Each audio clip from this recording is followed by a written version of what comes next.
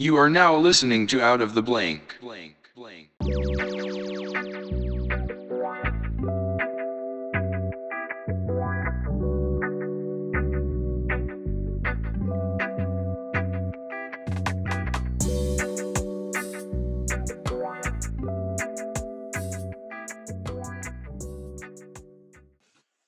Welcome to another episode of Out of the Blank podcast. I'm here with Mr. Greg Tanner.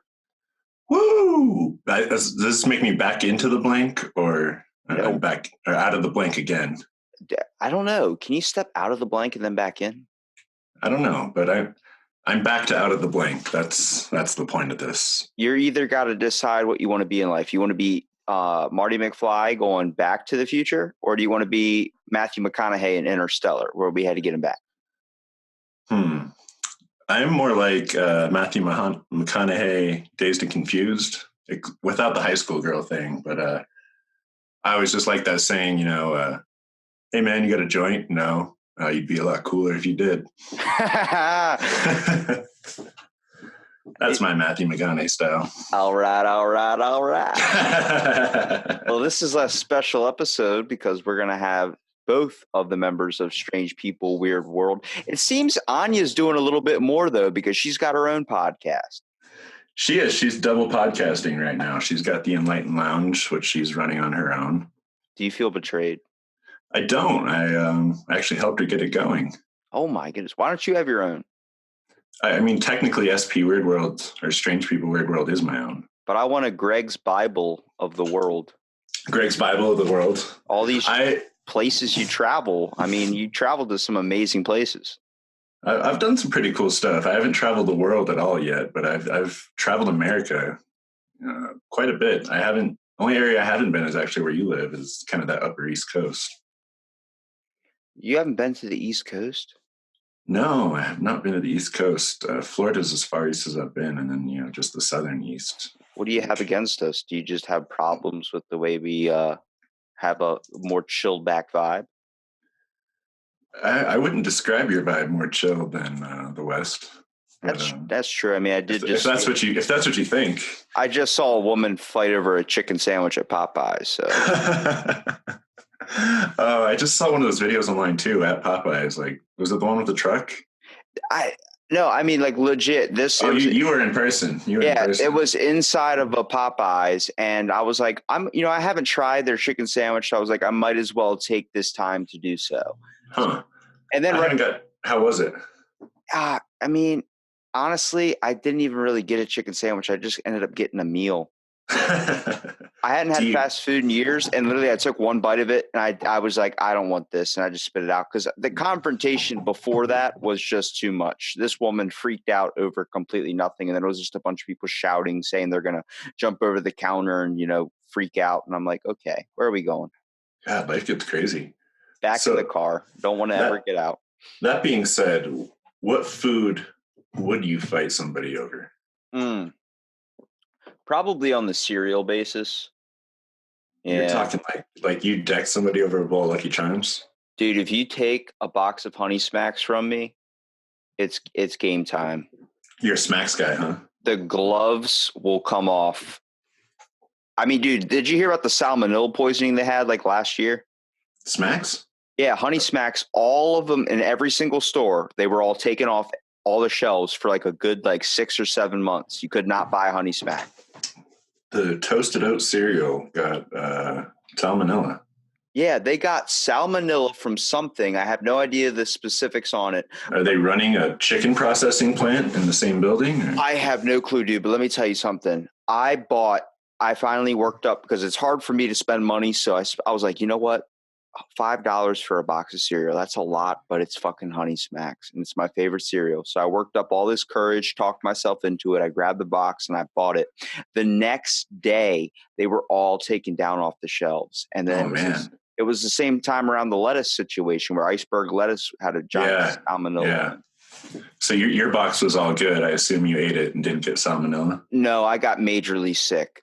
Did you? Every bowl I ate, and oh no! Every bowl. I didn't link it until the next day when I went in there. I was like, man, I just crapped out my insides. And then the guy tells me, he goes, yeah, we had to take all the boxes down because salmonella. And I was like, are you serious? He's like, did you buy a box? I was like, yeah. He goes, you got to throw it out. I'm like, no, it's $5 fucking. Oh, that's good. I respect that. People in my house were like, stop eating it. It's making you sick. I'm like, look, if I'm going to die by the smacks, that's a way to go. All right. So, I mean, yeah, I believe that you would punch somebody over a bowl of Honey Smacks if you ate a whole box of salmonella-infested Honey Smacks. I mean, what's your food that you would fight over? I'm so bad at the favorite games. Gosh, it would have to be like, Like I'm trying to think through like classy, like really expensive fine meals, but you prefer a fine meal over like just like a cheap? I love garbage. Absolutely. I'm just thinking a classy meal costs more money, so I might have to fight you over it. We're talking like somebody's taking the plate from me? That's the situation. Dude, you could take a steak with gold flakes in front of me away, and I'll just be like, all right, but if I have a bowl of Honey Smacks, I'm not even talking, no milk, I'm talking about dry Honey Smacks. We're going to Funky Town. That's what's happening. You know what? If you walk by and I was enjoying my Lucky Charms, which I don't get to enjoy very often, if at all anymore, we try and stay away from cereal because we go crazy in this house with it. You just put it on everything. I mean, there's so much. Why not? I mean, fuck putting it on there. That's just the only thing you eat. Dude, I eat nothing but salads. So like you have to learn your spice cabinet pretty well. And the fact is I take handfuls of cereal practically all day. Like I can send you a picture. I have like 30 boxes in my closet. Mom's like, why? I'm like, the deals. It's 2 for $4. I'm jealous. I even got I shop organic, and the cereal's just not as good. It's just not. You get the off brands too. Like if you ever walk into a grocery store, now that's some weird shit because you'll walk in there and it's like Frosted Flakes, and then you look over and see the generic brand, and it's like Frosted Flakes of flatulence. You're like, what does that mean? And then you look over and it's like, instead of Lucky Charms, they're called Marshmallow Spooners. You're like, okay. Yeah. Marshmallow Mateys. Or freaking Fruity Pebbles, it turns into fruity crystallized rocks. You're like, oh, you guys didn't even try on this one. All right, so Fruity Pebbles or Fruit Loops? Fruity Pebbles or Fruit Loops? Damn, depends on the situation. I was always a Fruity Pebbles type of guy. I despise Fruit Loops. I think they lose flavor and taste like little cardboard O's almost immediately. Yeah, that is true. I mean, they get soggy fast too. I was with my grandma for a long period of time, like during the summers and stuff. So I was used to getting the giant Malto meal cereal. Yeah. So I was always even though when it comes to Honey Smacks, I need Honey Smacks, but Golden Puffs were good. Freaking all of them were. You know what scares me a little bit is the concept of the mascots. How so? Okay. Tony the Tiger, I've always found off-putting. Yeah, he pops off the cereal box saying they're great. Like nobody's complaining that there's a tiger just in the room. I feel like it's the commercials I have more problems with too. Like, yeah, there's this just like hulking beast of a thing, like feeding children. I don't know. I don't trust him. And playing sports. Yeah. At least the Trix Rabbit, he's just trying to steal cereal. Like, at least you know what he's about right up front. That's a crazy concept because do you think, I know Trix used to be, or they say it's for kids. Does that mean if you look at them, they're not shaped like anything anymore? Yeah, they're fucking bullshit now. They're just little balls. Like they used to be fruit shaped and they tasted better like that. Is it because we're adults?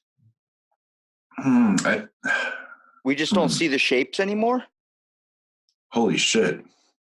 I've never thought of that. How many times do you walk out and look up at the stars anymore? You can't see anything there. Like, is it just because we don't take the time, or is it just because we've been so much exposed to so much pollution?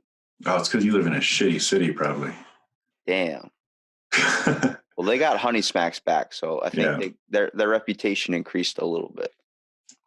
Well, yeah, Denver's full of pollution. I didn't do either. When I first moved here, I lived on the outskirts, like 40 minutes outside of Denver. and I was on an acre of land with no lights around, and it was fucking gorgeous. Like literally seeing the Milky Way from my house and things like that, watching for aliens, and it was a good old time. I think it's pretty awesome when you look at the concept of space. Like, we know barely anything about it, and we like to think we know so much. I know I don't, for sure. I mean, I heard in your podcast you were talking about how you went on that trip and you were laying down just looking at the stars by a fire, and I was like, damn, like I could picture that. Like, I know I used to work with some guy my first year at this place, and I work at a hotel, so he was the chef, and he would tell me these stories like he died 3 times, and like one of the times he was shot in the head, another time he was doing 9/11 rescue, like he was one of the first responders.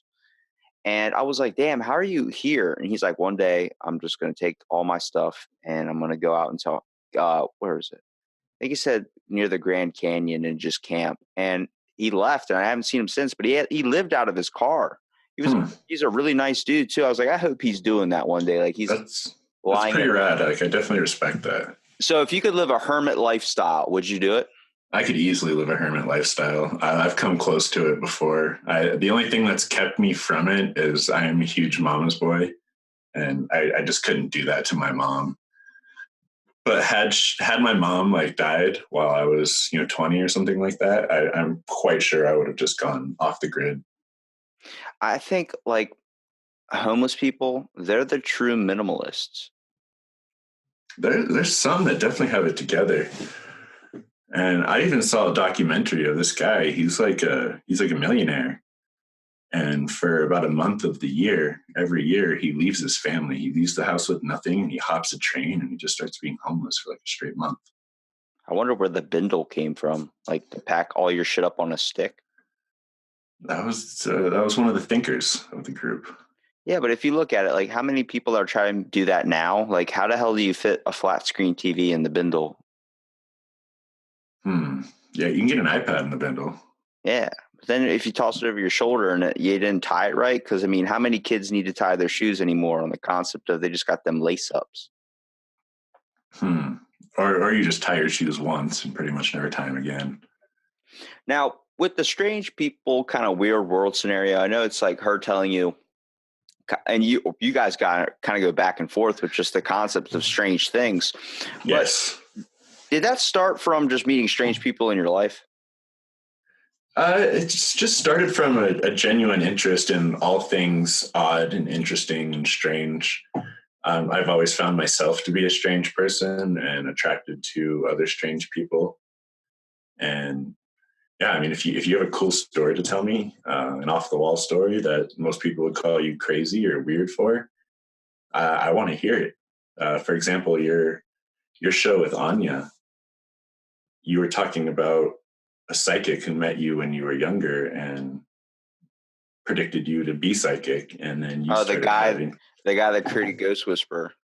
And yeah, and you had a prophetic vision that found where somebody was. Yeah, I've been getting those more and more recently. And I totally believe in that. We've gone to like different psychic things. My girlfriend Miranda, her ex-boyfriend and his family used to just straight see ghosts. Just straight up walking in the room, walking around. Like her ex's sister was more powerful to the point she couldn't drive by a graveyard. Like if she did, she'd look in the back seat and there'd be somebody there. They claim that the dead, if they are out there just wandering around like these people who say they can see them do, they notice that we all don't see them, and they also notice the people who do, and they're drawn to them. See, I can't really crack a joke on it, and I don't really want to say it because I don't want to look like an idiot. But my with the psychic abilities thing, like my grandma is known to see ghosts and stuff. So my mom always looks at me like just hands me photographs randomly, and she's like, "Do you get anything?" And I'm like, "No." She's like, "You used to when you were little, and I know it's still there. So why don't you actually try and read a book and focus on actually developing what you have?" Yeah. It's hard to. You guys talked about empath powers and even Reiki, and I'm a natural empath, but I keep that well drowned out with constant THC and drinking beer and things like that. See, I could never get to that point. Like I abstained from alcohol, and the concept of that just impacted my childhood. So I was like, you can't get near that. But then with weed, I ended up getting so high that I would end up like losing my mind to the point where I felt like I had to focus. Hey, Anja. There's our dear Anja. Yeah, always late, running that late. She's on CP. Oh, who's got their speakers on? Oh shit! Oh no! Oh no! Come on, Anja. Come on. I'm sorry. Anja's technically challenged. I'm amazed every week when her podcast is released.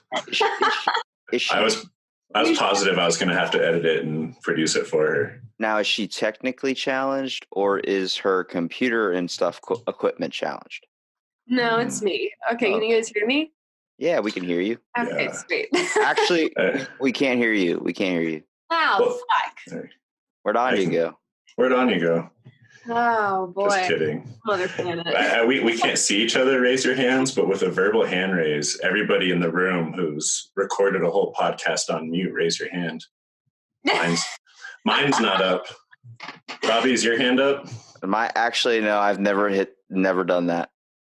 Not so fast there, Anja. I have talked for a good 10 minutes and realized the red light was not going. And I was like, oh shit, maybe I should actually start this thing. And I actually kept that in there. So like when it's the guy talking, I already did the whole introduction and everything to it.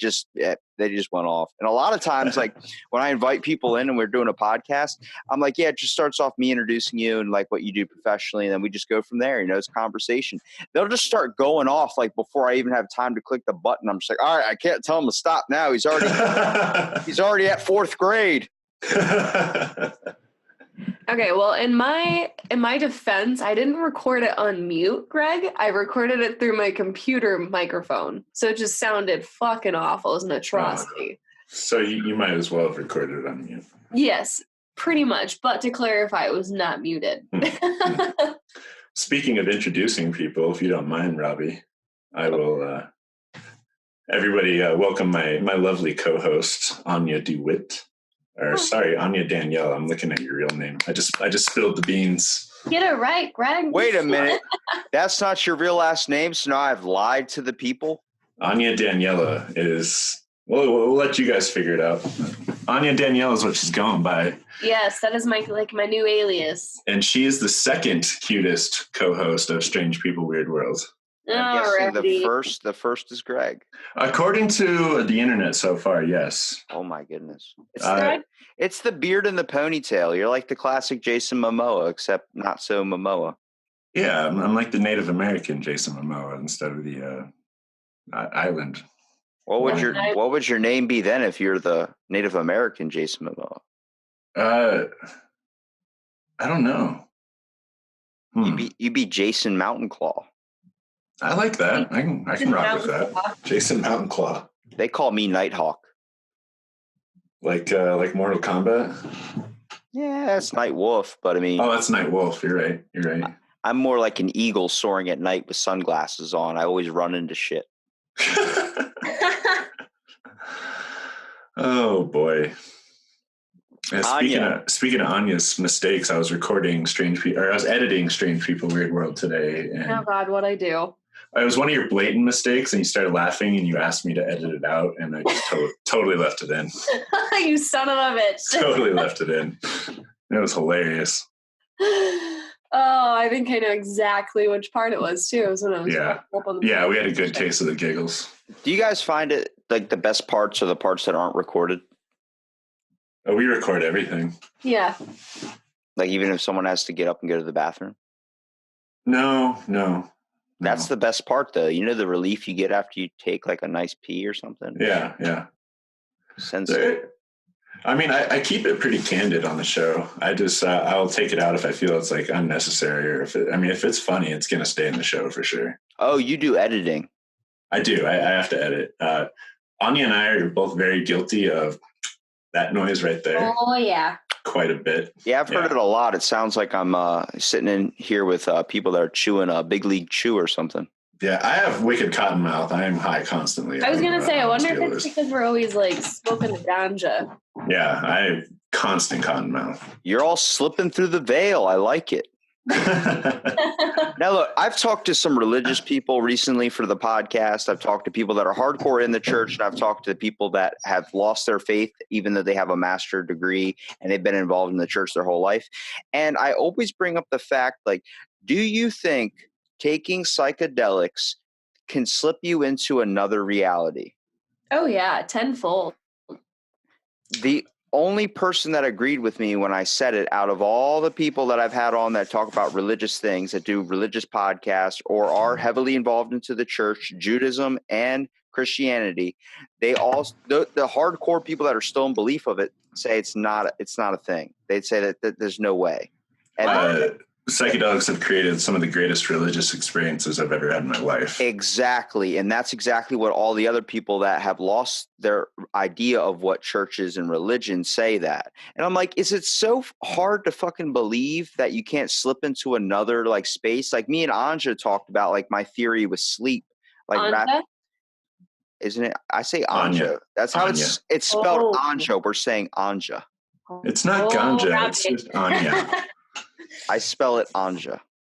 It's pronounced Anja because my mama is German, and so J's in the German language is pronounced with a ya. Yeah, I mean, well, not everything the Germans did was good. Come on, Robbie. I thought you were international here. All right, shit. I'm sorry.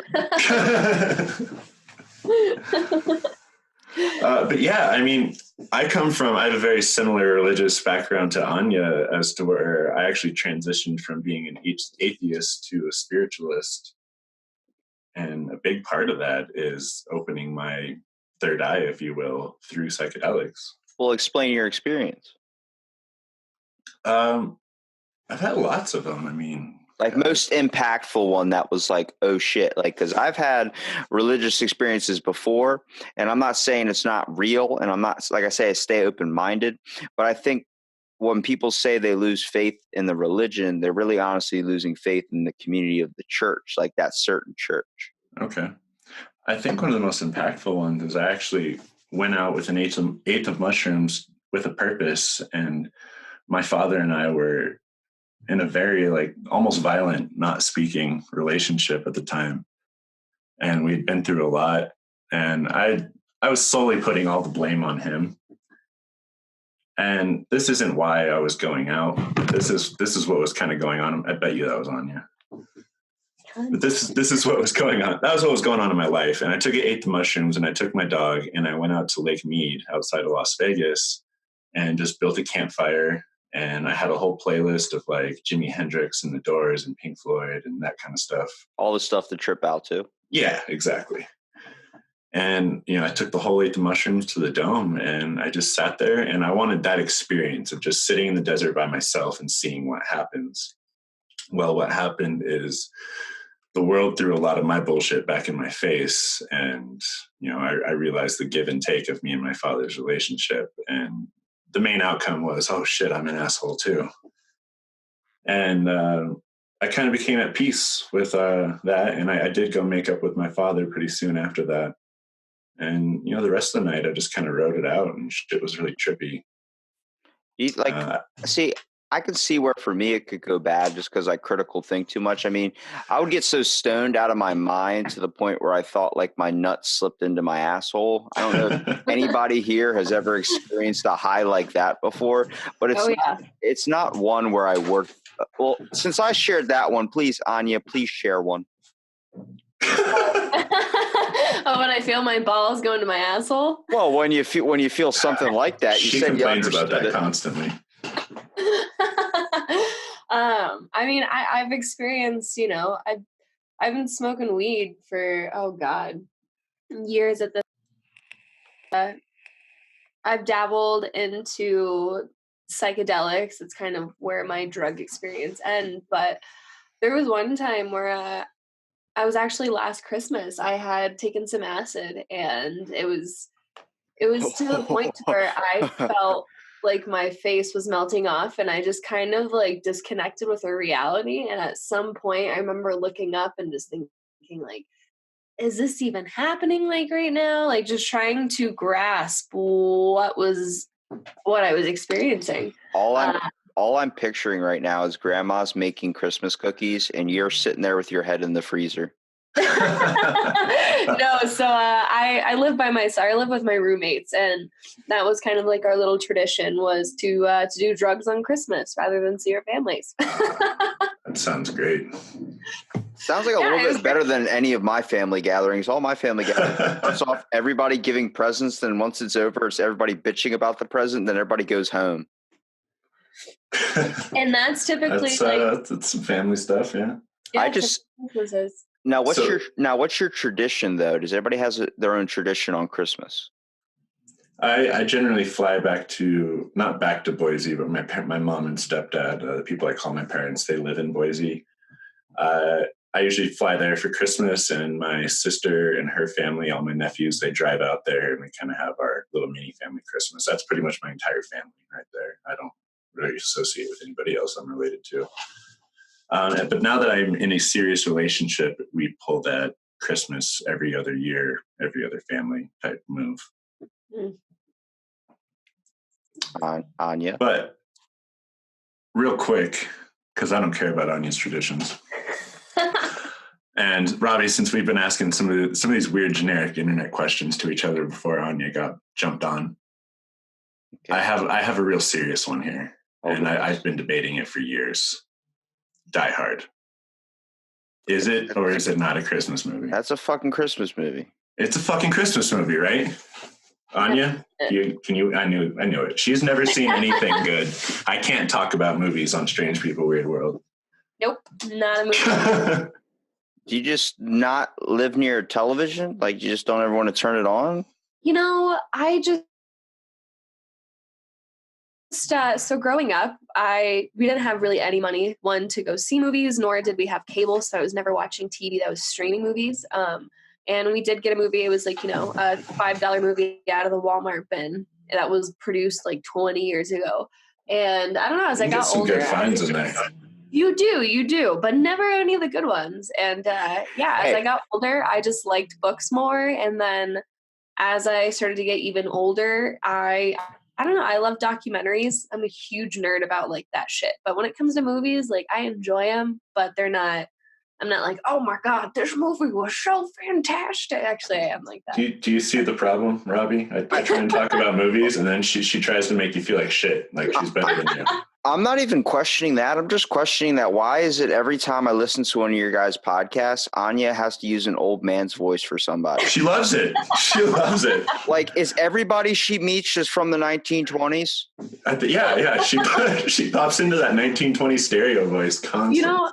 I don't know what it is, but that's like one of my favorite voices to do. I don't know if maybe because I was an old man in my past life, but I just love that old man voice. At first I was like, this is a cool skit. And then as I know and love Anja and we continue to do the show, I'm convinced she just slips in and out of it. I don't know that she knows she's doing it. I have 3 different personalities, so. Well, that personality, every time you talk, it just makes me think of butterscotch candies. I start getting the taste in my mouth. Funny thing, whenever she leaves the studio, there's one butterscotch candy sitting on the desk. There is. It's like magic. I think, well, like, it brings up a good point, though. Like, you like movies, Greg, and then Anja, you like a little bit more books and stuff. So what's your favorite Christmas book then? Ooh, I don't like holidays. See? You see what she does? So I have to run a show with this girl. Here's my reasoning behind not a fan of the whole holiday thing. I have a super confusing family dynamic. It's just it's like a pain in the ass to try to explain to people, and because of it, I don't know, around the holidays it was always really financially tight on my mom's side, and then it's always just been a lot of traveling, and it's always just been a very dramatic time in my life. And so I've just, as I got older, I'm just not a fan of the holidays. I love Halloween, and the second it hits November 1st, it's like that Green Day song, Wake Me Up When September Ends. It's like, wake me up when the holidays end. Because January 1st comes, and I'm like, whoa, new year, new me, let's get it. Forgot. Wow. You just skipped over the most important day of the year. I know. You skipped over New Year's Eve. I do like New Year's Eve, All right, cool. but anything between November 1st to December 31st, not a fan. Greg, are you a fan of December 31st? I've done my. So, what you got to know about me is I spent a good half decade of my life only partying. And then like another half decade, like semi-partying. Well, I mean, you were a bartender at a point, so it makes sense that you had drinks a lot. I mean, I was an ex-drug dealer. That's what I did in Las Vegas. Okay, I mean, I saw that, but when we talked, I kind of saw that look in you, but I didn't want to assume anything. Yeah, I was a professional drug dealer. I sold everything except for meth, crack, and heroin. Did you have business cards? You don't need them. I just threw the tennis shoes up outside my house, and Oh shit, that's the real way to do it. Oh, yeah. These days, I don't get out too much. I'm with Miranda, and I love her, and we're pretty well homebodies. So you just drink wine on New Year's Eve? Yeah. I mean, I've been in the restaurant industry. I've actually worked a lot of New Year's Eves. Yeah, I feel you on that. My birthday's New Year's Eve, so like I don't do a lot of stuff really. I just kind of chill out at home because always, you try and get friends over. They're all doing something. Everybody's got plans. Yeah, I'm out with the family. I'm like, well, I'm fucking at home, so thank you. Fuck your family. Also, my favorite Christmas movie is A Muppet Christmas Carol. Nobody brings up A Christmas Story anymore. Am I the only one that watches that actually on Christmas Eve? Do you know what happened to A Christmas Story? TBS happened to Christmas Story. Would you consider they're playing 24 hours of Christmas Story straight? They kind of ruined it. Yeah, Anya's got a point, though. The Nightmare Before Christmas. I actually never really took the time to watch it until I was older, and I actually enjoyed it a lot more. That's a good movie. That's my favorite Christmas movie. That's a good movie. Good movie. He's just, it's a little bit freaky if you're a child watching it because you're like, what is happening? It's kind of like puppeteer work a little bit. I was a little depressed kid, so I was actually one of my favorite movies when I was younger. Boogie Boogie. Like a sad little kid. Yeah, a little year-round favorite of mine. I mean, for me, my Christmas tradition, it's eating shrimp and watching basically Christmas movie over and over again. Nice. It's a pretty solid tradition. Oh yeah, before or after the gym, I always gotta include that in there. Yeah, my family and I, we definitely hit the Christmas movies hard in general. Jingle All the Way with Arnold Schwarzenegger. That's one of my favorites too. I guess I was gonna say, because Greg cut me off and never let me tell my tradition. Yeah, Greg, come on. God, she was telling a depressing story. So it's like, fine, if you guys want to be disappointed, I'm over here talking about the Muppets and fucking Sinbad. I was actually going to say. Schwarzenegger. But yeah, let's hear her sad story. I mean, my tradition is just like traveling and seeing all my family. And so a lot of it is spent on the road, but it's nice because there's no cars on the road on Christmas. So yeah, trust me, when I'm going to the gym at 2:00 in the morning on Christmas, people are just wondering why I'm there. But like, I remember like today, for instance, I kind of wanted to bring this up. We had a snowstorm, or not really a snowstorm, but the first snow of the year. So like you just immediately see everybody forget how to drive. Everyone's going like 40 miles under the speed limit. And it immediately, like I look out my window and I'm just like, wow, like I start thinking of this poem that you might know, Anja. It's called Those Winter Sundays. Oh, I've never heard of it. It's by Robert Hayden Frost. But like, I'm a big poetry guy. You wouldn't be able to tell by the way I talk or look, but like I write poetry and stuff on my own. No remarks, Greg. Okay, I'm sensitive about it. I'm just waiting for my poem. I want a personal one. I'll write you one. I get them at the weirdest times though. At like 1:00 in the morning, I'll open up my window, start hearing rain, and I'll just start writing. And then like I start reading it, and then I'll just put it away. Like my cousin tried to go and find them all because he's like, dude, you need to publish these. I'm like, no. Nobody needs to ever know this. No judgment here. I used to be a songwriter for my band and singer-songwriter. So, I mean, it's pretty much the same thing. Yeah, but when you say singer, everyone thinks you're slaying chicks. When you say poet, they think you're like Edgar Allan Poe sitting with an inkwell, writing with a feather. Yeah. When I was in my band, we were 16. The only tits we got is we loaded up a truck with all of our equipment to go to a show. And this is way out in Blue Diamond, Nevada, outside of Las Vegas, because that's the only place we could practice without getting the cops called on us. because Las Vegas is 24-hour noise ordinance. Anyhow, we're driving in the truck, and some bikers drive by, and old lady biker tits, she flashed us, and that's what we got. That was the height of our sexual punk rock band when we were singing. Old lady biker tits. Old lady biker tits is the best kind. Yeah, you're not going to believe this, but her tits still held up to this guy. Get your ass in. Oh! Hey, I've never forgotten. See, that's a good concept, though, because if you live in Vegas, man, there are some of the weirdest people you will ever meet in Vegas. I'm born and raised, yeah. I mean, I went down there as a kid, and the best part about it was they were handing out the little nudie cards. Yeah, they got the stars on the nips, though. Kind of ruins it. Yeah, but when you're 12 years old. Oh, when you're a kid, yeah, you'll take it. When you're 12 and 13, I remember my grandma slapping them out of my hands, trying to take them from the people. So I remember one fell on the street, so I stepped on it, and I would drag it with Slyly picked it up. I freaking dragged it with my foot for 4 blocks until my grandmom turned around, and I picked that sucker up. Later, she threw them all in the fire because we're all playing Pokemon with them. We're acting like they're Yu-Gi-Oh cards, big blonde chick with 2,000% attack power. And my grandma's like, "What's happening right now?" That's funny. My big score is my stepdad used to travel a lot, and this is when you could actually go through security in the airport if you weren't flying. So, we'd go through to wait for him and see his plane arrive or leave or whatever. And I was there with my mom one time, and she's waiting for his plane, and I went to the shop that has all the magazines and stuff like that.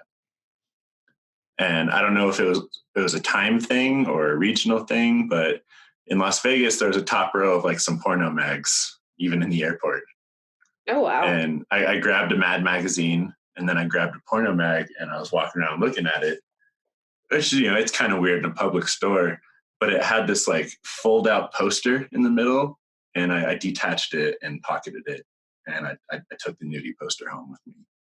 I mean, in my eyes, you did an okay crime. I don't see anything. If I was a cop and that happened, I'd just be like, "Get out of here, you little scam." Yeah. And, I took it to the park, showed other kids. It was a good time. But you got a lot of street cred too. That's major street cred. I showed up with, it was some hardcore stuff too. It wasn't that Playboy shit. Yeah. I think when you consider strange people or just anything in general, it really depends on where you live. I mean, because I can be considered strange I think we're all strange our own ways, but I could be considered strange. I got a fucking shrimp pillow that's one of those things you wear around your neck for an airplane or something. Those things you see. Oh yeah, but it's a shrimp. It's a straight up shrimp. I'll send you guys a picture of it. I got it as a joke for Christmas. My mom's like, "You haven't told me anything you want." I'm like, "I'm a grown ass man. I can buy my own shit, but please make my doctor's appointments." And I literally sent her a picture of a shrimp. I was like, "Just get me this." Next thing I know, I actually opened it up. I was like, "You understand that was a joke, right?" I even texted LOL right afterwards. But I actually use it. It's actually pretty beneficial. Anytime you see me relaxing in my room or something, I have that shrimp neck pillow on. She's like, "That really was a good present." I was like, "I don't want to say yes, but it really was." Nice. I stole a little pillow off an airplane. I guess I steal from airports a lot. I don't. Dude, $5 for a water, you got to take it. Yeah, you take what you can get, right? So hanging out in my room, I've just noticed I need this little tiny extra space between where my pillows are and my neck. Not a whole nother pillow, just this little tiny space. And Miranda and I were walking off the plane one time, and I just jacked one of their pillows and took it home, washed it. It's perfect. Thank you, airport. Or whatever airlines I robbed. I don't know. Whatever airline I robbed. Yeah, it's good. Wash it, make your own little fucking pillowcase for it, and you're all good. Hey, you got to do what you got to do. You got to do what you got to do. It's perfect. I mean, I agree. A couple months back, me and my roommates, we refused to buy toilet paper, so we would jack the toilet paper out of the clubs that we'd go to. Oh, so at least you're taking toilet paper. Though. Oh yeah, that story got scary real quick. I was like, you just have not been wiping your ass all this time? We're just going free willy. Okay, so did anybody else have a spiritual revelation when they realized that everybody in the world wipes a different way sometimes? I didn't realize it. I don't know how I was in my 20s and I realized one of my friends wiped his ass differently. But yeah, that's when it happened. I just randomly was like, so like I started realizing, wait a minute, people wipe front to back, people wipe side to side, some people just wrap it around Some their people hand. stand up. What? Yeah, it's like the kid at the urinal that pulls his pants down. You're like, what? I saw an old man do that in Walmart. Like I said, you meet a lot of weird people at Walmart. That happened to me at work the other day. I walked into the bathroom. There was an old man, pants around his ankles, saw ass and everything. But they don't see anything wrong with it. Wait. No. So you guys don't do that when you go to the bathroom? Do what? You just whip it out? You don't pull it all down? No, you just unzip and you hold your pants up and you pee. You don't. Is that why that pocket's there? Yes. Holy shit. I don't even use the pocket though. I just pull everything down a little bit. Oh yeah, I just undo my belt or something and put the pants down below my crotch. Sometimes I piss on my pants, but no matter how much you dance or shake, the last few drops end up in your Sometimes pants. the last two drops end up in the mind-boggling pants. right now. I did that earlier today, and I was like, fuck. It happens. It's like a little surprise, like Christmas morning. It's a little drop-in. But yeah, when I was in my younger 20s, I found out my friend stands up and wipes his ass. It's weird. Interesting. That debates it because there was a South Park episode where it said we were all going to the bathroom wrong and you're supposed to turn around and sit. Because like apparently that's supposed to be like a desk, like where you can keep your belongings on. Text or something. Do some paperwork and whatnot. I don't have enough leg room for that. I'm 6'4". I was gonna say I'm a tall lady. My legs are crammed. My knees are tucked into the wall. Anja, how tall are you though? 7. She's like an inch taller than me. 8 feet. No, I'm like 5'9.5", but I wear heels a lot, so I'm clearing 6 foot. You call yourself? I mean, I guess you could be tall for a girl. I'm very tall for a lady because an average height for a female is like 5'5" to 5'7". Yeah, that's changed though. Like throughout history, like you get to see like people who used to be like 5 feet. Now you get to see people like 6. Like, how do you get a basketball player? You look at like Shaq. Like, what the fuck happened here? Were you just born near a nuclear factory? Well, and even like I'm tall, but I'm even still the tallest in my whole family. Like I'm 6'4", and the tallest person closest to me was my uncles who were 6'2". So it's like I took it a step further almost. I'm definitely one of the tallest ones in my family. I'm 5'8" with a size 13 shoe, and I'm sticking with it. Damn. Hey, you're balanced, bro. Yo, let me tell you something. something. Nobody knocking you over. I can swim dynamically. Yeah, there you go. I used to get made fun of at my work. They're like, look at those fucking flippers. I was like, what are you talking about? They're like, your feet, man. I'm like, they're average. Like, no, they're not. Everyone's tripping on them. I hit size 13 in like 6th grade, so I totally feel your pain. Yeah, see, and I'm like the opposite. I'm super tall and I got teeny feet, so my balance is fucked up. Yeah, she falls over all the time. I do. Ah, so that's where the head injuries play. Yeah. Yo, that's literally like, I am not known as a graceful person whatsoever. I tell people before they even start hanging out with me, I'm like, you should know this. I trip over thin air. Just be prepared to possibly take me to the emergency room for some sort of incident. But it's perfect though, because all those bumps to the head really go towards the enlightened lounge, because you received a form of enlightenment from all those bumps. Exactly. See, Greg, I understand her. Open that society mind. She also received a 65-year-old man who lives inside of her. Yeah. Well, with Rain Man, it comes with complications. It's true. It's exactly. true. Gotta accept it for what it is. I liked a lot of the stuff that me and Anja talked about when it comes to like the concept of like another dimension. I mean, Greg, we never even brought that up in our conversation. I never even thought you'd be interested in it. I should have known with the whole psychedelics thing, like that would probably be a road to go down. But like, it's truly about experiencing something else. I don't think a lot of people understand. I'm very confident that there's multiple dimensions sitting on top of each other. For example, there could be something standing next to me right now, but we're in 2 different dimensions, but we're right in proximity of each other, just in different dimensions. Like a 7-layer bean dip. Like a 7-layer bean dip. Well, that's supposed to be the theories of time. Like there's one called the B theory of time. I know me and Anja brought up, which was like the fact that right now there is also like the War of 1812 happening at this moment. It's just something, a different parallel timeline. I mean, we saw it in Back to the Future, but you say that to someone, they're just like, what? Like, you think that there's another you talking to someone else? Like, my name's Anja, and then Greg's name would be Robbie. Like, what's happening? Yeah, or like I definitely like Futurama's take on it, with just the hundreds and thousands and millions of different parallel universes where there's a whole universe where every yes decision is a no decision, and that was the only difference. Or a universe where everybody's a cowboy, or a universe where Universe A, Universe B, all inside of a box. Yeah, just infinite amounts of possibilities. And what's a really good movie that I feel like captures that phenomenally is Mr. Nobody. Just because it dives into that theory where it's like, you may choose to do this one decision, but when you have multiple options, that those options are being played out in another dimension. But because you chose that one, that's the reality that you are then experiencing. Does that bring into the concept of like people are all interdimensionally connected with like an invisible string? Like the fact that. Yeah.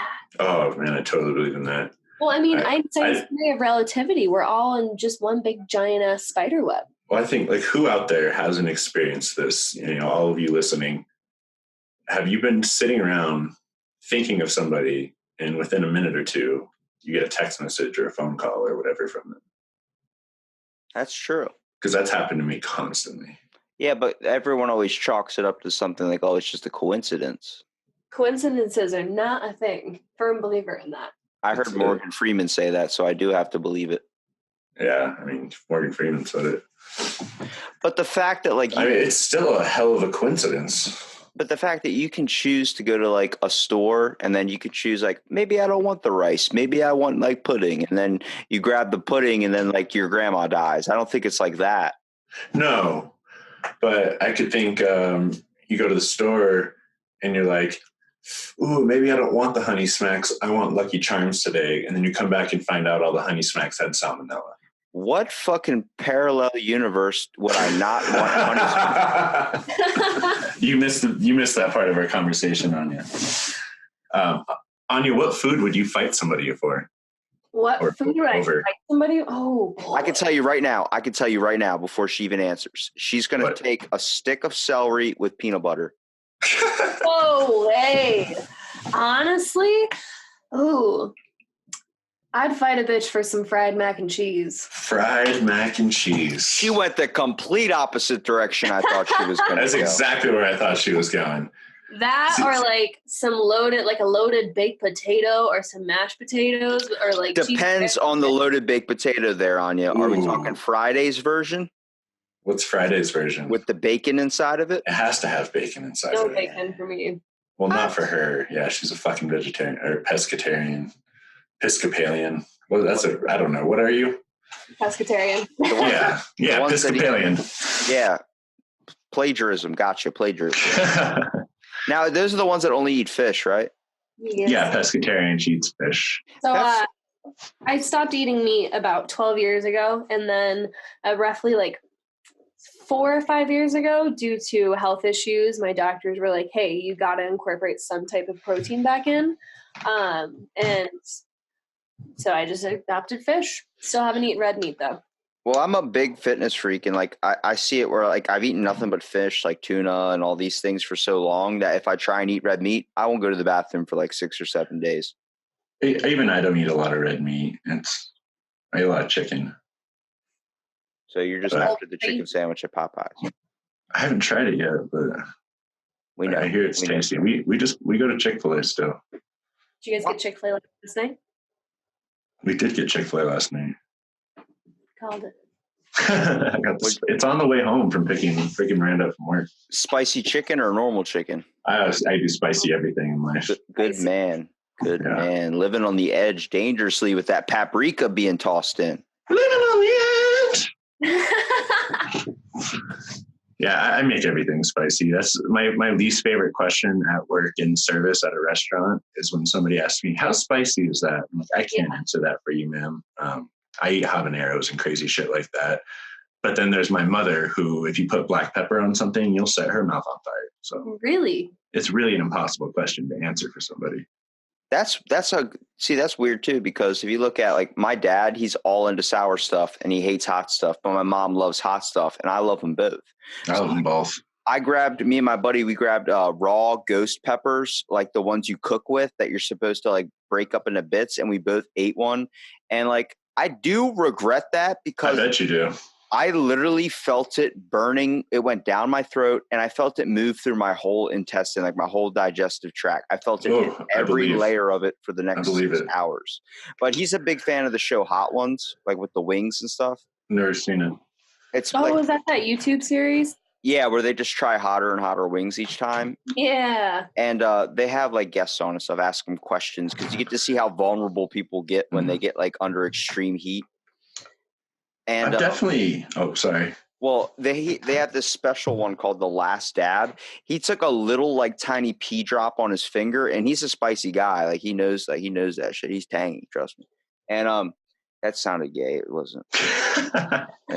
I'm intrigued.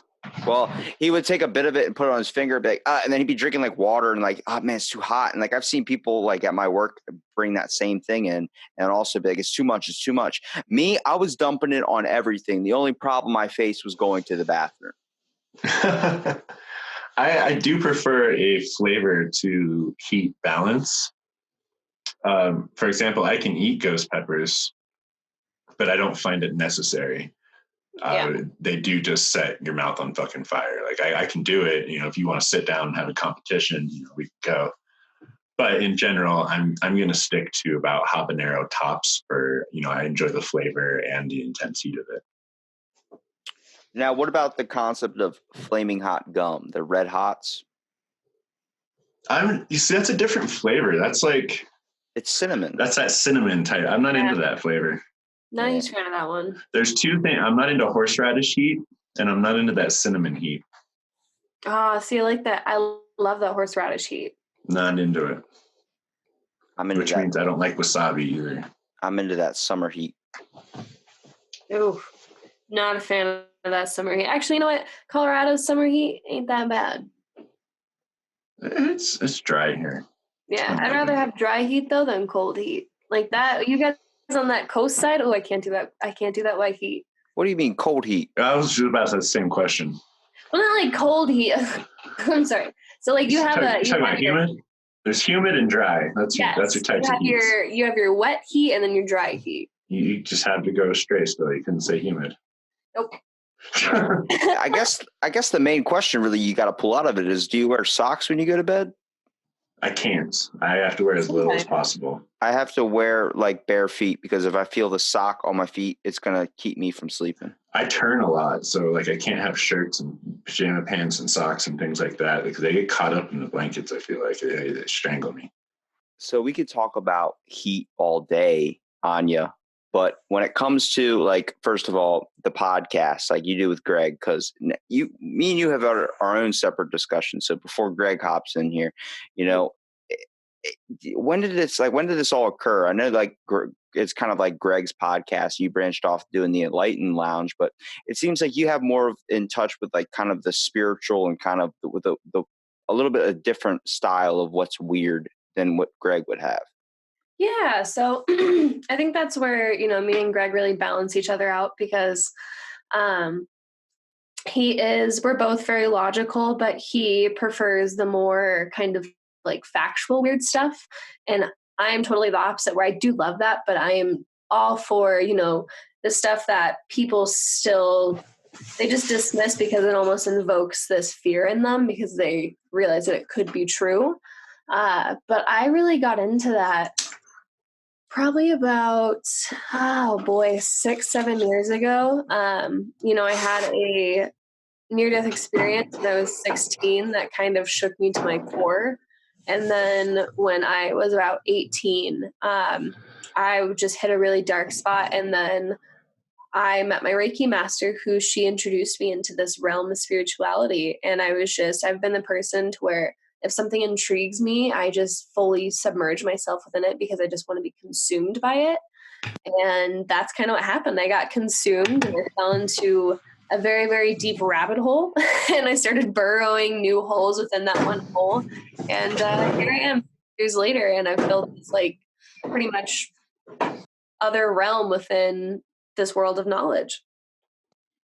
Yeah, see, Greg, I'm trying to talk to Anja about like kind of what she interests and kind of brings into Strange People, Weird World. Because I mean, it seems like with both of you, I mean, we've had our own separate discussions and now we're having one together on this. But with Strange People, Weird World, you guys focus on two different concepts of the word strange. You are more on the concept of, you know, I guess dealing with just interesting people that you meet through their life and kind of how they got there. And Anja kind of deals with more of experiences, whether more of an enlightened version with her podcast as well. Damn, I'm doing some plugs all over the place. I definitely like more. I like more grounded stories than she does, I guess you would say. I think is a good way to put it. One of the things about Strange People Weird World is I always wanted to stick to the truth, even when I started the podcast, just to set us aside from UFO podcast and Bigfoot hunting and the things that there's thousands of out there. Yeah. And there's so much interesting, real stuff that happens in the world. Not saying UFOs aren't real, but so much real stuff that's proven and documented, and not even that means anything, just that happened. And that we can laugh at and look at together. And the point of the show was just to have a couple friends to listen to and laugh at some weird stuff together. Yeah. And when I met Anja, I was almost scared that we were too similar because I wanted contrasting personalities on the show. Mm-hmm. And that was the only reason I almost didn't, I guess, hire her, we'll say, for lack of a better word. But I also had a great feeling about her, so I went with it anyways. And I think our synergy's been great. And like you said, we kind of have branched off into our own two different models. After you start to kind of hang out together, your minds become in sync, I think. I definitely think Anja brings more of the I guess, head in the clouds, but more of the other kind of perspective in there. Because I'm not saying that what Anja talks about and what she's interested in is not believable. I like to believe in that too, astral projection, all those types of concepts. I mean, you're talking to a guy that watched his cousin explain a salvia trip for 45 minutes on a podcast where he felt like he lived the whole life of a fucking carrot. So, I mean, he convinced me damn straight on it. And with like you, Greg, it's like you said, with the evidence and wanting to see it become real. I mean, I laugh every morning when I can look up at my wall and see I have an ordained minister's license under the United Church of Bacon. So I took the time to do that. An hour it took and $45. So, you know, it's a crazy concept. I mean, it literally legit is a crazy world we're living in, and that was just so I didn't have to plug it again. But yeah, and I mean, honestly, her and I knew the second she sat down that she was my next co-host. We hit it off right away. And it's funny too, really quickly, like leading into it, because when Josh extended that olive branch out to be like, hey, if you're interested. Josh is my ex-co-host, for those who don't know that. When he extended that out to me, like I was very nervous because I actually, one, have never done anything like a podcast. And also I'm not shy around new people, but I tend to be a little bit more in my shell until I come out. And my first episode, Josh was actually out of town. So I was going over to Greg's house to film or to record with two strangers because who was your friend's name? It was a guy, Cody. I used to run a three host show, and Cody was my backup host because we were, for Josh being out of town, and then we were auditioning Anja at the time. And I was terrified. And then I remember Greg saying, he wanted a co-host that brought that kind of element that Steve had. And I was like, well, that's not me. So I'm a little nervous. But I feel like, I don't know. I feel like when the show went down to just being Greg, like we created this little new baby. Yeah, it's a perfect camaraderie. Just listening to you guys talk about all the interesting topics too, and then like being able to joke about it and go off on your tangents and stuff. I mean, I think that's what creates a good podcast. I think a lot of people feel like they have to monetize, they have to do a exclusive amount of editing or something, but like really it's just about that friendship and that connection that you get. Like I see so many people that start podcasts with their group of friends and then they feel like back, before they had it, where they were like, sorry, man, I'm in for the night. It was a long day. That excuse doesn't happen anymore, because now they feel like they have a reliant kind of way to produce content for people that are listening. Even though you might have one listener or two listeners or hundreds or thousands, you still feel the need to get together to produce that content. And then that hang doesn't look so bad, especially after a long day, because once you get there, you realize that you don't know why you didn't want to go in the first place. You love it, you're having fun, and it overall just creates, I guess, a better memory. Yeah, and I've never not wanted to record. Actually, this is I have so many different obligations, as we know, with just trying to set up this this little meeting. But that was one thing that I really appreciated with the show, was because I enjoy doing it so much, and then also, I was doing it with another person, that it never once wavered in my mind like, oh, I can't go. The only thing that I'm not a fan of is sitting in traffic for an hour to get to Greg's, because of the time that we film. And he hears me bitch about it every time I walk inside that studio. And then I also remind you that we don't film, we record. Yep, there it is. Yeah, traffic here in Denver sucks. Eventually we're not going to be in person, but I really prefer it in person. I think our chemistry works so much better, playing off each other in person. Yeah, well, it creates a whole different vibe. It's hard to do it over the internet, like how we're kind of doing it. It's a wonderful way of us connecting, but like my first 70 of my first season, I did all in person. That was just a pain in the ass trying to get and invite random people to come over and do them. Yeah, I used to do random guests too. It gets to be daunting. They always bail like last fucking minute. You could have it planned for a month. They're like, all right, sorry, bro, hitting the bar. I'm like, oh, dude, I'm sitting here waiting. Yeah, like people don't understand it's a job too, doing this. It's a commitment. But I feel like it's crazy to watch it grow. Like, have you guys looked at it? Like, obviously you're going to have a different perspective on you, but like Greg, from the start, when you've seen it grow from just a concept or an idea and see where it's at now. Yeah, it's amazing. I actually just pulled out, there's a notebook that has Strange People, Weird World written on the cover, and I use it for other things now, but that's literally the notebook where my whole show was birthed, and all the ideas are written down and the concepts written down, and I have so many different ideas and changes and things made in there. And then they're not available right now. When I do start a Patreon, I'm going to put all the old episodes back on, but not everything, but most things before Anja was on the show have taken off. And mainly because I was still working and winding my way and finding my way and finding out what the show was. And, now that I have Anja and I have an amazing co-host, I know what the show is, and we know what the show is. And it's been a crazy year and a half about now. And honestly, I would even say too, from the time that I joined on, even just in the kind of testing the waters interview phases, that the show has definitely grown since. It was very sad when Josh left us, but I feel like when he left, it gave us this opportunity to kind of reformat. Yeah, the show hit a slump. It was doing really good, and we were hitting close to 1,000 listens a week. And the synergy between me and my three co-hosts just completely went down the drain. And the other two their heads weren't in it. They weren't committed like I was. And my listeners went down really bad. And they've never completely recovered. But with Anja, we are recovering, and the show's on the upswing again. And it's good. Well, we all work through our transition periods too. Oh, yeah. Absolutely. It's like going through puberty. It's awkward, but you got to get through it. And then once you get through onto the other side, you're a better person for it. Yep. Now you finally got hair. Can you believe it, Greg? I'm still waiting, but. Me too. Well, it's amazing that first of all, I even had the chance to speak to you both, and then now I'm getting you both on the podcast now. Because you guys are great people, and you guys have this great content that you guys produce. I listen, and it's fun to hear all the amazing stories. And I know a couple of them, like Anja, the one with the guy that was eating dirt or eating mud, and I brought up the fact that that's actually a thing called geophagia, and it's crazy because you get to see all this content, and there's a lot of it out there, but just to stumble upon one of them, and then you meet such amazing people behind it, has really been a beneficial thing in my life.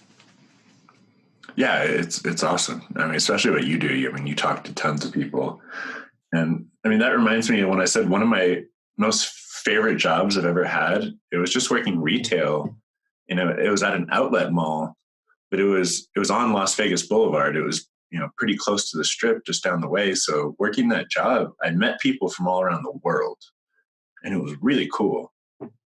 And funny enough, we bring up, I did a lot of shout outs to Australia in the episode we just recorded, but Australians are hands down the nicest people I've ever met. Like, yeah, and they curse, but it's not bad cursing. It's just like they just use. You don't understand. I have insomnia, so I'm up at 2 a.m. So you know who's up at 2 o'clock in the morning our time? It is the people in Australia getting ready to eat dinner. So that's the prime people that I get the podcast with.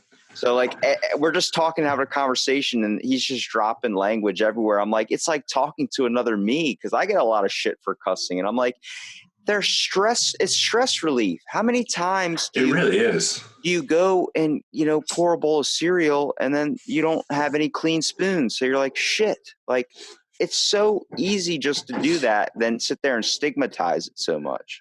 Yeah. My old roommates had to learn not to question me, because I'd actually get off of work. I'd go into my room and you'd hear me just going, oh, fuck, and like, damn, and just shouting cuss words, and like I'm stretching and just making noises and growling and cussing, and just for like 5 minutes, and just feels good. Yeah, it's like a decompressive. It's an outlet. Yeah. And then I'd put on some loud music and do a shot of whiskey, drink a beer, and sit there and smoke weed. That was my regular routine until I met Miranda. I'm telling you, there's a relief from it. I talk about all day that people kind of receive these little stress fractures throughout the day. Whether you choose to kind of ignore it or you choose to focus on it, can shape your whole day. But when you get home and you just like have that nice deep breath. But if you just started adding language in moments when that happens, it doesn't mean you have to be angry and scream at somebody, but like, oh shit, I forgot to get gas. Like just doing that, it's like it's way better way of problem solving than like what we choose to do, or we choose to gloss over it. And I mean, it affects your sleep too. Like a lot of people wonder, why do I get nightmares all the time, or why can't I sleep? Well, you probably are dealing with some type of internal stress, and your brain's trying to kind of fix that before you go and shut your eyes to rest. It's amazing the things your brain does while you're sleeping. Yeah. That's why it's so important to hit your REM phases. I was listening to a guy talk about it, a brain guy, a smart guy. And he was saying, for example, say you went and took a karate lesson today. You would think that you got the majority. Say you even took a karate lesson and you went home and practiced some more. You would think like that's where you learned it, right? That's where you really locked it down. So you went and practiced at the place for half an hour. You practiced at home for half an hour. You got an hour of practice in. When you go to sleep, your brain repeats what you did by the hundreds over and over and over and over again. And that's when your body actually learns your muscle memory for things. So wait, you just start breaking boards in your sleep? Yeah. If that's what you were doing today. And your brain replays you breaking it live like a fucking football coach rewatching tapes.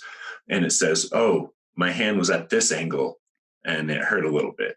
So we need to practice it, re-twitching it to this angle over and over and over and over and over again. That's what your brain does with everything you learn. That actually makes sense, because if you understand the concept of behind that, in our dreams, like when you see like a monster, you're like, holy shit, your brain can't recreate new faces. So it's actually using bits and pieces of things that it's seen in its everyday life and forming it all together into one. Yep. My dreams, if I remember them, are constantly just have to do with what I did the day before. Oh, see, this is where I have a little bit of like pushback on this, because my dreams are fucking traumatic as shit, and they're always post-apocalyptic, and they're like pure on night terrors where people are getting slaughtered in front of them. I don't dream like that. My old roommate, he used to have full-on movie dreams. I don't dream like that. It's awful. It's horrendous. I've had dreams that seem like they're so real that I wake up and I'm like, fuck. Like I had one experience like I think 7 or 8 months ago where I found that missing person, and like that's only been happening more and more now. But I don't get a lot of sleep, so when I do get sleep, it's either blank for an hour where I wake up and next thing I know there's just drool all over my shoulder. Yeah, that happens to me. Or that's one that's so impactful that I wake up and I'm like, fuck, don't close your eyes again. Like people, like I know Anja, you could hit on this. Like people talk about in a dream seeing a spirit of a lost loved one or someone that has passed away, reaching through a dream to talk to them. Mm-hmm.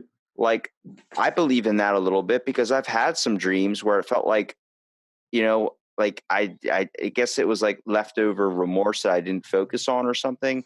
Like I had a dream about my dog I had as a child, like all the way until I was like 17 years old and finally passed away. And like I had a dream that I just like a quick 5 minutes playing with her. And that was the most impactful shit. I woke up and actually couldn't even focus the rest of the day. That's crazy. Yeah, I've had a lot of people tell me, you know, dreams that they had where past loved ones have came back and talked to them or warned them about things. And dreams are just, it's such a fascinating area to me because, and I think just because of my own personal experience with my own dreams, I can't even begin to formulate a reason or explanation on why we dream. Because, like, you know, Greg, you dream about the stuff that you did prior. I have other people who dream, you know, that they're petting llamas on a cloud. And then I dream that my family members are getting slaughtered in front of me as the world is burning. And so it's, dreams are, I feel like dreams are, it's an area that we want to be able to explain. We want to be able to understand and define, but I just don't think there's certain things in certain people that can, but within our Western world, we're just not there yet. Yeah, there's an old lost form. When we talk about astral projection, there was a form that actually the government dived into for a little bit called One Aeronautics. And it's basically the movie Inception with Leo DiCaprio, just minus Leo.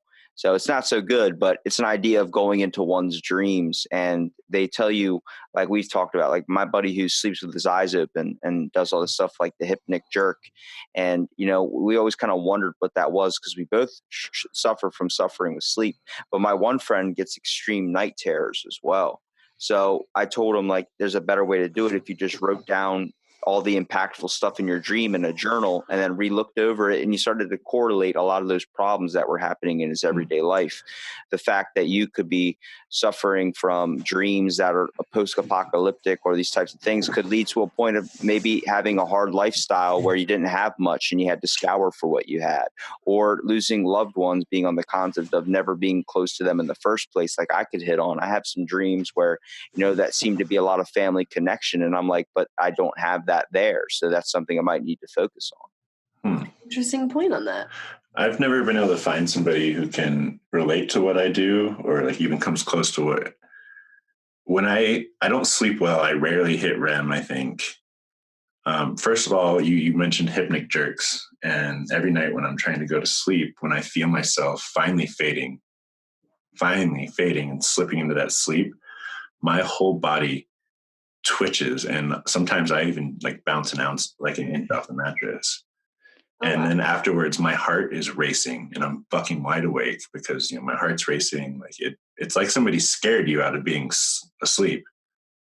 But I didn't quite make it there because I was just drifting off and my whole body jerks. I jump up and it takes me another hour or so to fall asleep. That's it's your mind. What it's doing is it's not ready to shut down yet. So your brain creates an electric impulse that sends it to most of your nerves and stuff inside of your system, which is basically a shock to your heart. So your heart gets jolted like someone just took 2 paddles to your chest. Now, see, I believe you because once I actually am sleeping, I told you my dreams relate to what I saw all day. But basically, I don't dream a story or anything like you guys do.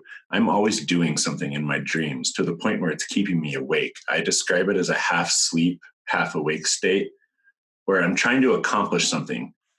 And the moves I'm making in my dream are acted out by my body in bed, like turning to the side and rolling circles and like moving around. And I'm not awake, but I'm also not fully asleep because I'm kind of conscious of what I'm doing. Look up subconscious rest. That's going to be exactly what you're talking about. Okay, yeah, I've never found anybody to kind of shed any light on that. Because we have this like thing in the back of our. See, I'm gonna write that down even. I'm pretty fascinated with the human mind, so like I definitely dived into the realm of sleep pretty far. But like it's the concept of your brain has so much active things going on that you don't realize even when you're sleeping, that it's constantly like you never truly are at rest ever. My brain has a hard time letting go. Going back to our psychedelics talk, I wanted to throw it in earlier. It took me three times of trying mushrooms before my brain actually let go and allowed me to hallucinate and kind of trip out. 3 times. Yeah. First 2 times I tripped, I didn't trip because my brain, I was so wrapped up in thinking about and my brain was so afraid to let go because it wants to have control. My brain wants to have control. It doesn't understand letting go. And it took a few times. And that's kind of what Robbie's saying really makes sense to my sleep problems too. It also goes, Anja, with the fact that you have to be clear-minded when you come at a lot of things. It's hard to do. For someone like me, my mind, ADHD, is constantly running. So when I even try and lay down and hit my pillow, my mind just starts going, wait a minute, there's someone across the world right now that's up that you could be talking to. So why don't you get your ass up and do it? And then I have my moments where I completely fall and pass out or something, but my brain's constantly being active because it constantly thinks it needs to be doing something. It's weird. I've heard you talk about that before, and I'm almost jealous of you because when I have insomnia, I can't accomplish anything. Yeah, I just sit there. You would think and I've told myself, I was like, well, get up, do something, write your next podcast, go play a video game, fucking anything. And I won't, I can't bring myself to do it for some reason. I don't know what that mental block is. See, and I have the same thing, but for me, I feel like the mental block is, I feel like if I do that, then I won't be able to sleep. And so I lay in bed with the hopes of, by just simply laying there, that my body will get the cue to go to bed. And then I end up spending, 4 or 5 hours laying in bed wide awake. Yeah, because I think I almost even find that I can't sleep, but if I try and say do research for the show, I'm too tired to do that. I'm yawning and my eyes water up, but then I can't go to sleep. Your brain isn't in the process to do any of that stuff. It's the same reason why if I'm awake and decide not to do a podcast or decide I don't want to do this, I'm going to actually do research or I'm going to play a game or something. My brain's like, you've been playing video games 10 minutes. This is fucking boring. Let's do something we enjoy. You got to find something you enjoy doing. It's difficult to narrow down because it's really hard. The big question in life is, what do we want to do? And, for me, I don't know. I still don't know. That's why a lot of people go to college just on the prospect of it gives them an answer to give people, I'm in college, I'm in school. And I think you never really truly figure out what you're meant to do or what you want to do. But a lot of the times you get a good concept that take you through this life. Interesting. It's interesting you say that, the finding something you love to do as compared to, trying to make myself research or something. Because I have found the one thing that puts me to sleep sometimes when I'm up rolling around 3, 4 in the morning, 5 in the morning, can't sleep. I get up and I poop and smoke a bowl at the same time. And I'll browse through Spotify. You want to talk about fucking multitasking? Good on you, sir. That is impressive, Fred. I'm telling you right now, people talk up the shower beer. If you are a pot smoker, shit bowl. Take a shit and smoke a bowl at the same time. Now you got to finish the bowl before you start wiping or anything. I'm trained culinary professional. We don't want cross contamination. But yeah, man. Yeah, why not? Or whatever you smoke. I'm a big smoke. I'm like the Sublime song. I smoke 2 joints in the morning. I smoke 2 joints before I smoke 2 joints, and then I smoke 2 more. I'm smoking all day. Dude, I have family members that are like that, and see that was where my bad experience with pot came, because one of my family members, that my older brother who does it all the time, I tried to keep up with him and I was new to it. So I ended up getting blasted out of my mind to the point I've been in the bathroom for a really long time. I've smoked 2 bowls and drank 2 beers while we've been recording this. I am in the process of smoking my second bowl, actually. I am in the process of drinking a Diet Cream soda. So Diet soda is terrible for you, Robbie. Different. Okay. Okay, we're gonna. I'm just attack cream saying, soda. if you're going to drink soda, drink a regular soda. Diet's even I gotta worse be for with you. Greg on this one. I This almost thing- had aspartame poisoning when I was 16. This thing Bro, has you're hollowing out your bones, man. 300 milligrams of potassium. I don't know how the hell it happens, but it's good as hell. What? Well, go eat a banana and drink a regular cream soda. If I drink one of these cream sodas, and I already told my cousin this because my cousin has a psychological thing where for him to take a shit, he has to smoke a cigarette. I swear to you, he built that up in his mind. I literally looked at him. I was like, that's a psychological thing, right? Like that. I've learned that in my class. And he was like, dude, watch. He goes, literally 3 days, nothing. He's feeling like shit. He doesn't want to do anything. He's upset. I'm like, here you go. Smoke the cigarette. You told me not to let you have it, but go ahead and smoke it. Goes outside, takes 2 puffs, immediately puts it out, walks right upstairs, goes to the bathroom. He's in there for 45 minutes. I'm like, I don't know how that happens. I totally believe you, and I'll tell you why. When I was 18, I was working at a skate shop, and me and my buddy Paul went to my car to smoke a bowl on our break. And he said, did you know smoking's a diuretic? So I mean, like if you smoke a bowl or smoke a joint, it makes you have to poop. And he told me that, and he planted that seed in my brain. And to this day, like smoking will make me have to poop. So that's why you do it when you're on the toilet. Yeah, they're like peas and carrots to me. Wow. I like it. It's insane what the human brain can do. Dude, yeah. I mean, literally, if I come home from work every afternoon and take my work clothes off, I load a bowl, grab my phone, and sit on the toilet, and I spend like 40 minutes there before I do a fucking thing. Oh, so that explains why we get your text around that time. You're on the toilet. I am for sure texting you from the toilet smoking a bowl. Yes. Yeah, I tell people when I send them an invite for the podcast, I'm practically probably on the toilet. It's usually the only time I ever spend on my phone. I mean, I sat in there one time for 3 hours watching Avengers Endgame to the point where I stood up and my legs were asleep, and I went head. I hate that. It's always my right leg just starts going. One thing I learned about my bowel system, though, is the fact that I was talking to my grandfather at a seafood dinner, my first time going out to eat in like 4 or 5 years. So we're sitting there talking. I'm like, I brought up a shit story that I've said on the podcast where people are like, there's no way you did that. And my grandpa finished it off. I took a shit between 2 parked cars in Baltimore. Shout out. That's what a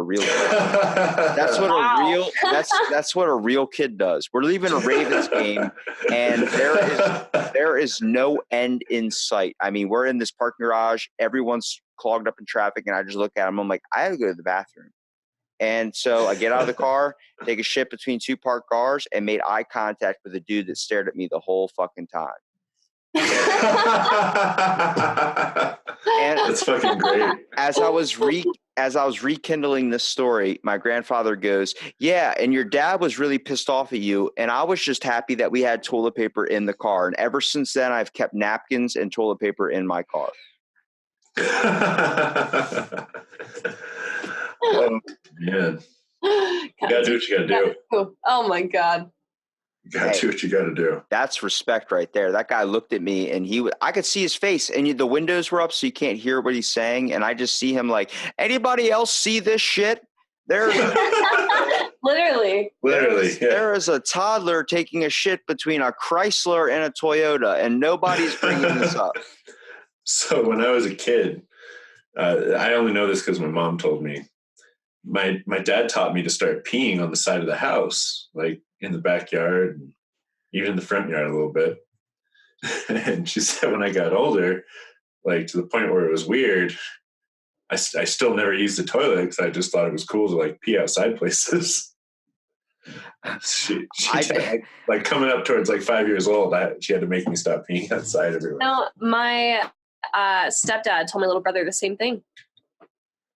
I mean, maybe that's a guy thing, because when a guy pulls his pants down, if you're not that it's weird the beauty of being a man. If you're the not world is your toilet. If you're not the weird dude that pulls his pants all the way down, then you can get away with it. Because I mean, I remember going to my buddy's house. He had a skate ramp in the back, and we'd just be too lazy to end the fun, so someone would just go behind the skate ramp and piss behind it.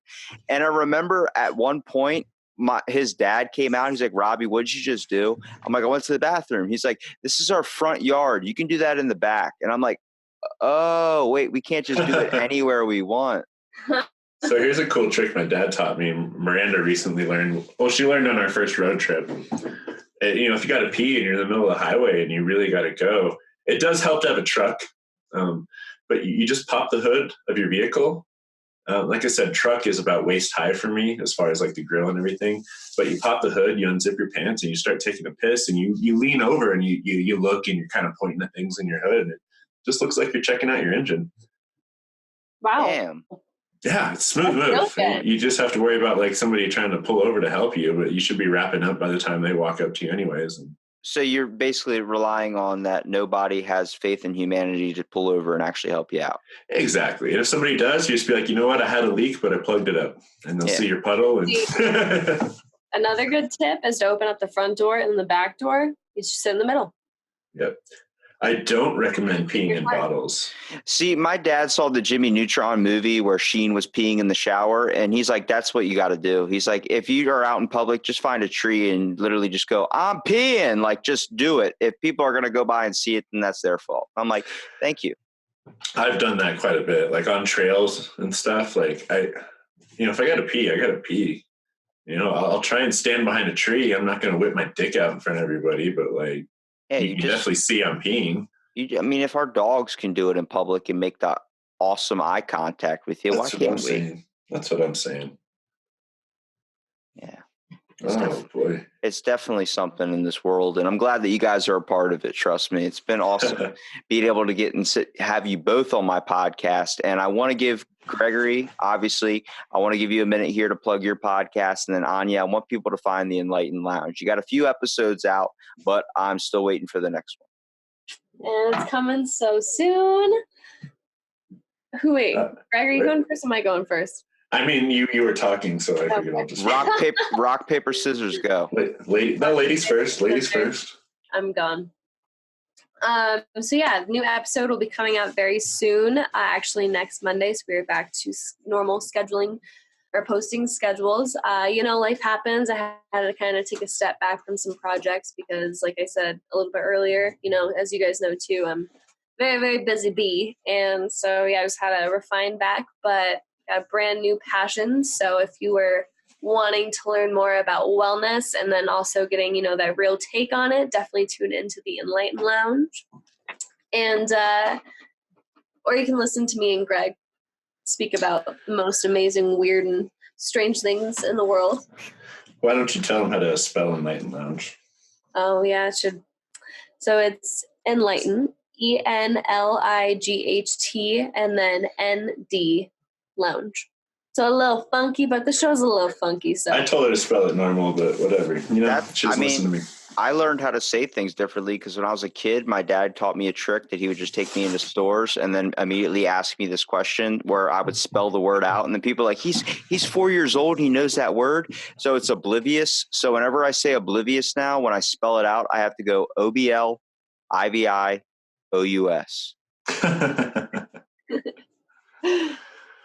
Oh. All right, Greg, come on. Well, you can find me and Anja at Strange People Weird World. We're on iTunes, Spotify, all the good things you listen to podcasts on. We will be on YouTube soon. If you haven't checked out the show yet, if you heard me the first time without Anja, now you can see we're actually kind of funny together. I'm nothing without her. That's why I don't have my own podcast. And I hope you check us out and make sure you rate us 5 stars on iTunes. If you have iTunes, make sure you're rating all 3 of these podcasts. It really helps all of us out as far as like standings and iTunes and all that. And you can follow us at Spweirdworld at Instagram and follow me at Greg's Weird World at Instagram. And you can follow Anja at Anja Daniella at Instagram. And then you can also follow the Enlightened Lounge on Instagram at enlightened_lounge. Yeah, however she spelled it before. What we call the Anja way. The Anja way. Well, Exactly. I don't do a whole lot of promotion, but recently I decided to give people a link to find the podcast. And you can find Out of the Blank on Pinterest. That's right. No. We fucking made it on Pinterest, everybody. Congratulations. That's enough, I think. How do you get on? They have podcasts on Pinterest? No. Just links. I was the first. Like a website? You just go Oh, on you- Pinterest and there's just a bunch of pictures of like You were the- there's a bunch of pictures of turtles and shit. I'm just like, screw it. Robbie breaking new ground. Well, you know what? You can look for the Spweirdworld Pinterest page coming soon. Yes, he's going to feature coyotes, and then Anya's going to feature birds. Yes. I'm actually terrified of birds. That's the point if you have them on there. Every day you have to log into Pinterest and know that there's birds on your page. Oh man, breaking barriers, breaking grounds, breaking barriers. Well, I got to end it on this, though, but it is a strange people, weird world.